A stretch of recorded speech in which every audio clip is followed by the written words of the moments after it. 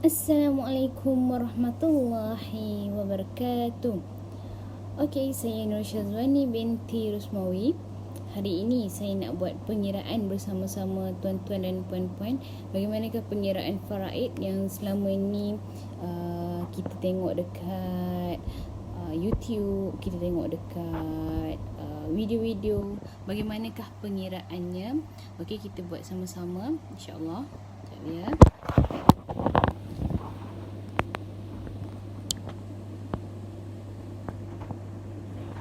Okey, saya buka.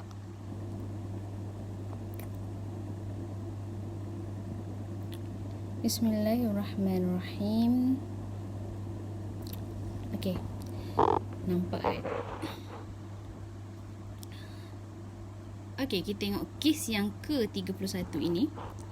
Kes ke-31 ini, seorang lelaki bujang meninggal. Warisnya ialah 2 orang saudara kandung perempuan.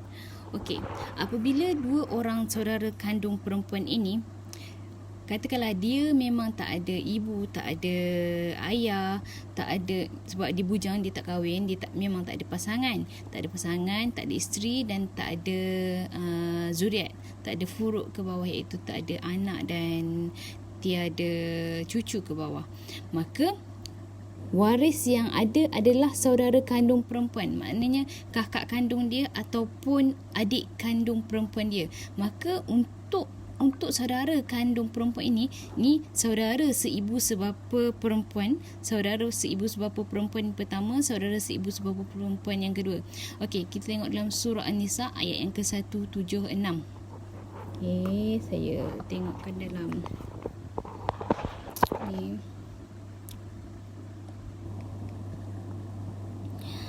A'udzu billahi minasyaitonir rajim.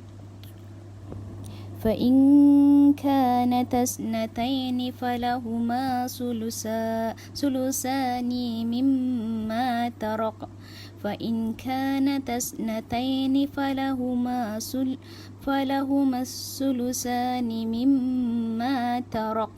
Maksudnya, tetapi jika saudara perempuan itu 2 orang, maka bagi keduanya 2/3 dari harta yang ditinggalkan. Okey, maksudnya di sini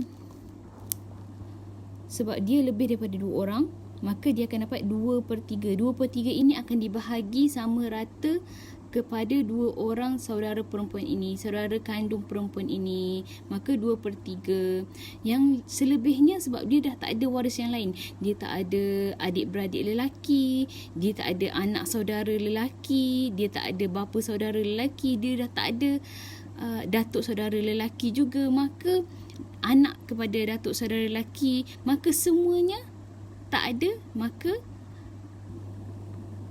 yang selebihnya akan jatuh kepada Baitul Mal. Baitul Mal ni adalah waris yang terakhir untuk umat Islam dalam mazhab Syafi'i. Maka 2/3 kepada saudara kandung perempuan ini dan selebihnya adalah Baitul Mal akan dapat asobah. Asobah sebanyak 1/3. Tetapi 2/3 ni tak dapat nak dibahagikan kepada saudara seibu sebapa perempuan ni, tak dapat nak bagi kepada saudara kandung dia ni kan.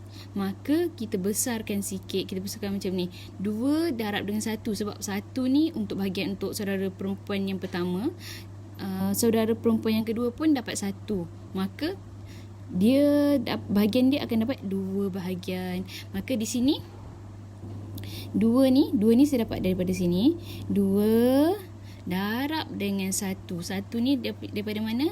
Daripada hujung ini. 2 ni daripada hujung ini. Maka 2 darab 1/6. 6 ni saya ambil terus daripada ke atas ini, 3/2. Tuan-tuan nampak tak? 3/2.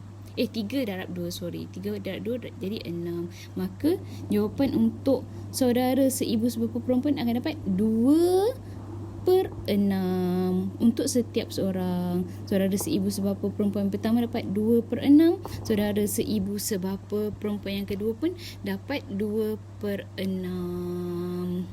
Okey, untuk Baitul Mal akan dapat lebihannya. Bila ni tambah jadi 2/6 campur 2/6 jadi 4/6, maka selebihnya akan dapat kepada Baitul Mal iaitu 2/6 juga. Okey, saya rasa kita boleh teruskan sikit lagi untuk kes yang ke-32. Boleh kan? InsyaAllah. Yang ni semua saya dah letak dekat wall saya. Tuan-tuan boleh tengok insyaAllah. Ni kes ke-33. Sekejap ya, saya tukar. Okey. Kes ke-32. Okey. Ini adalah kes ke-32. Saja buat pelbagai warna supaya kita lebih nampak. Okey, kes ke-32.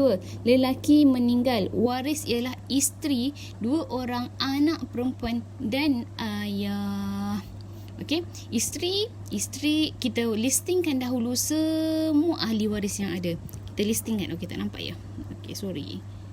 Kita listingkan semua ahli waris yang ada. Isteri, anak perempuan pertama, anak perempuan kedua, ayah. Isteri akan dapat 1/6 daripada, kita tengok daripada surah An-Nisa ayat yang ke-12. Dan jika kamu mempunyai anak, maka para isteri memperolehi 1/8 daripada harta yang kamu tinggalkan. 2/3 untuk anak perempuan kedua-duanya. Okay, kita yang tengok kat sini.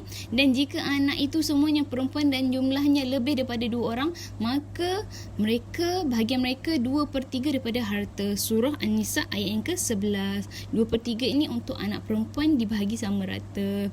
Untuk yang ketiga pula untuk ayah. Dan untuk kedua ibu bapa, masing-masing akan dapat 1/6 daripada harta yang ditinggalkan jika si mati itu mempunyai anak. Sekarang ni si mati ini mempunyai anak perempuan. Walaupun anak perempuan, maka ayah akan dapat 1/6 campur dengan asobah. Asobah ni apa? Asobah adalah baki. Okey, bagaimana kita nak buat pengiraan? First, kita darabkan. 8 ni darab dengan 3. Okey, 8 darab dengan 3. Tuan-tuan nampak kan? 8 darab dengan 3. 8 darab dengan 3 jadi 24. Maka isteri 1/8 darab dengan 3 jadi 3/24. Untuk anak perempuan akan dibahagikan sama rata. 2/3 darab dengan 8. Kenapa 8? Sebab kita nak samakan penyebut di bawah ni. Okey. Jadi 2/3 darab dengan 8 jadi 16/24. Dan ayah akan dapat asobah lebihannya. Okey. Apabila kita tengok kat sini, untuk isteri dapat 3/24. Untuk anak perempuan pertama dan kedua ini dapat 16. 16 ni boleh dibahagikan kepada 2. Maka anak perempuan yang pertama akan dapat 8/24. Anak perempuan yang kedua akan dapat 8/24 juga sebab dibahagi sama rata. Maka apabila kita tambah 3 campur dengan 8 campur dengan 8, 16, 17, 18, 19. 19. Total semua ni 19. Untuk tahu bahagian bapa, 24 tolak dengan 19 tadi. Maka bapa dapat 5/24. Okey. Saya rasa video ini untuk hari ini cukup setakat ini dahulu. Semoga ia memberi manfaat. Dan jika tuan-tuan dan puan-puan nak tengok secara full untuk semua, sekejap ya.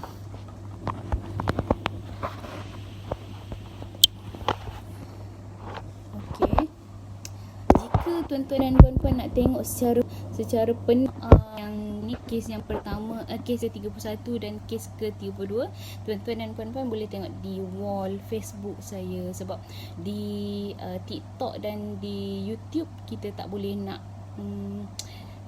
letak secara direct terus. Tapi dekat Facebook tuan-tuan dan puan-puan ambil batu. Saya bagi percuma sih kena setakat dulu. Semoga video ini bermanfaat dan memberi faedah kepada sesiapa yang memerlukan. Apa yang nak buat, boleh hubungi saya, Nur Syazwani binti Rosmawi.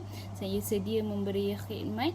Saya sedia memberi perkhidmatan untuk penulisan wasiat dan penyelesaian harta pusaka. InsyaAllah boleh kita jumpa di HQ Kelana Jaya ataupun di mana-mana tempat yang relevan. Okey, untuk hari ini setakat ini dahulu. Assalamualaikum warahmatullahi wabarakatuh.